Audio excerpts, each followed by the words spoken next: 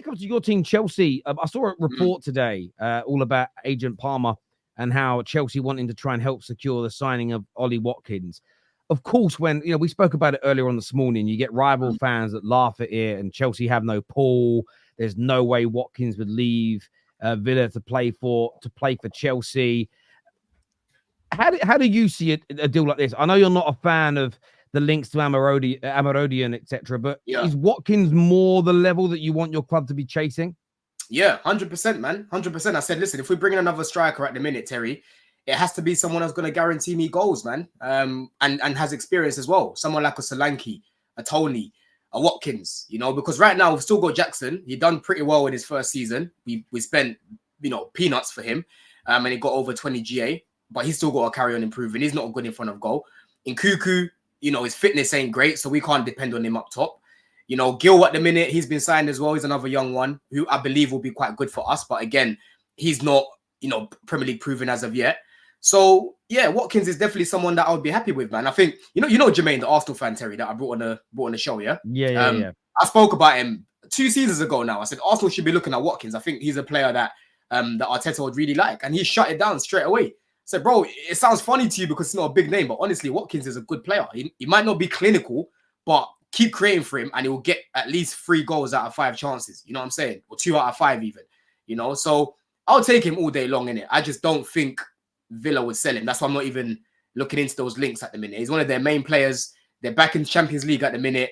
It's a little bit more attractive than playing for Chelsea at the second. You know what I'm saying? So, yeah, man, that will be I'll welcome him with open arms, but I just don't see it happening, in all honesty. Yeah, I think it'd be a great signing for Chelsea. I wouldn't be against Arsenal signing him this transfer window either. Like, if we got him, he's not my main target as a striker, for me personally. But if we signed him, I wouldn't be unhappy. I'd be like, cool, Ollie Watkins is an Arsenal fan. He can come and do a job for us. I think I agree with Don when he says that. I just don't think he'll leave. That's the one thing. And I look at him and I think he's 28 now. Is he 28 or 29? He's leaving Villa now. They're in Champions League to go to Chelsea. That's not in Champions League. And no disrespect to Chelsea and that, because I think they're doing all right business and that. But there's no guarantee in the next 2 years that Chelsea get Champions League. They can look like they will, but there's no guarantee. And it's like, he's finally got into Champions League. Is he going to want to leave to go to a team not in Champions League for a project at his age?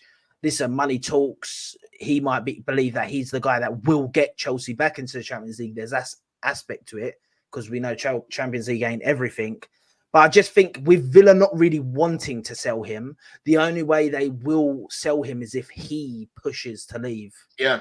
Now, I don't think he'll push to leave to go to Chelsea.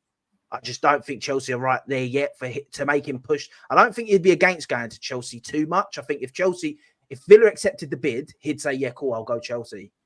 But I don't think he'll go to Villa and say, listen, I want to go Chelsea. I want you to accept the bid and stuff. I don't think that would happen personally. Yeah, I do and I don't agree. I don't think he is going to publicly push to leave in case it falls through, because then he puts himself in an awkward position. But I also don't believe that Chelsea have lost this pull, this power, this prestige that everybody kind of feels they have. Yes, they've had 2 horrendous years by their own standards. But I think if Chelsea went out today, went bang, there's 80 million quid. I'm just making the number up here. Villa accept it, like you've said. I think Watkins would jump at the chance. I think you throw an Ollie Watkins into this Chelsea team, even last year's side, they probably would have made the Champions League. Idea that we do make the Champions League with Watkins. Well, yeah. I mean, most likely when you look, the goals that he would have converted based on his quality. So suddenly you put Chelsea back in the. You could very conceivably sell the idea of Chelsea to Watkins by stating you're the missing piece of the jigsaw to at least get us back into the Champions League. Then the following summer we're going to add more to it. I know things haven't gone well at Chelsea under Clearlake and Todd Bowley, again, by their standards. But I think that if someone had said to me now, you have to put money on it, who's going to win the Champions League or Premier League next out of Villa and Chelsea, I'd back up Chelsea to still win one of those trophies before Aston Villa. And I'm glad you said that, Terry. I'm glad that you said that, because a lot of people have a lot of short-term thinking when they're looking at players and where they're going to go. I always say to them, A project is a long-term thing. Players aren't going to just look at the now. They're going to look at the whole period that they're being sold. If, for example, Watkins might be given a 5-year contract, for example, how many trophies realistically do I think I'm going to win during that time? That's how they're going to be looking at it. They're not going to be looking at it and thinking, oh, Champions League football. They haven't got Champions League football at the minute. That's the end of it. Yes, it might play a factor. Like Aston Villa have Champions League football at the minute. That's great. But that doesn't mean that Chelsea aren't going to be in it forever. You know what I mean? Like you're saying, Terry, he's going to be a big part in getting us back in there, because the amount of games that we lost last season, the amount of games that we drew last season, because Jackson's missing all these chances, because Gallagher's missing all these chances, because Sterling's missing all these chances. Watkins burying them, bro. Burying them with his eyes closed. You know what I mean? And we literally finished 5 points behind these guys, you know? So, bro, listen, we're still attractive, innit? This whole myth that Chelsea are done for and whatnot, it's a myth. 2 years have been in the mud, cool. But we are still a big club, and we can still attract big players, you know? 100%. Listen, I'm not one to think that Chelsea have lost their pull, because I'm an Arsenal fan and we haven't won stuff for 20 years. We ain't won a big major. So like, and even times where we were not doing great, weren't even in the Champions League, we were still getting pulls where people were thinking like we signed the Aubameyang and stuff, where people would be like, how the hell would Arsenal sign an Aubameyang? It's because your club has that prestige and people are fans of the club and know how good the club are and believe that the club can get back to high levels and stuff. So I agree 100% with that. I just think, do you know what? First of all, I don't think Chelsea are personally going to spend the money on Watkins. I don't know the way they're thing, because I do think to get him away from Villa, you are looking at 80+ million. I cannot see them accepting any less than that. So that's the one side of it. I will not be happy if Chelsea signed Watkins, to be honest, because I think that would be great for them. And I think that is like one of the positions that they are not guaranteed in. You know, Nkunku might come in and do the job next season. If he stays fit, he might. That's not a guarantee. I think you bring Ollie Watkins in and he is a guarantee. Same with Ivan Toney. And Ivan Toney's a guy that I'm so surprised no one has looked at yet. Like, it's really like bewildering to me. I think he done himself though, man. He talks too much. He's like Lukaku, bro. He just does too much talking. That's what it is. I think a lot of big clubs have been put off by that, man. I can see maybe like a Spurs maybe going for him, but Arsenal, I don't see Arteta wanting to bring someone like that into the changing room.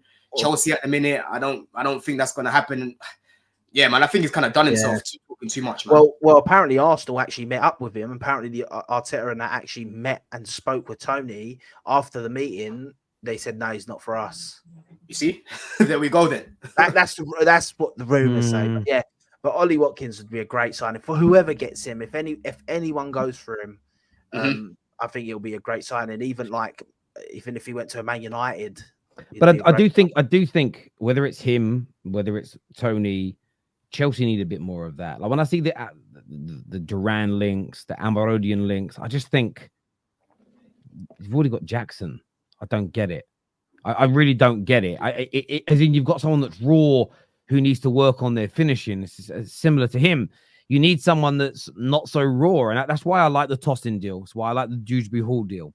They're not superstars, but they're technically proficient, of brilliant age, and they're really going to help. Even though they're new to Chelsea, they're actually going to really help lead a lot of those youngsters next year. They're just older men, and you've all been in that work. You've all been in that environment as young men. Suddenly you get some staff that come in, they're a little bit older. You just listen to them a little bit more, especially if they're not dickheads. Like you listen to them because they're a little bit more experienced. Then when you become older, you see yourself doing the same thing.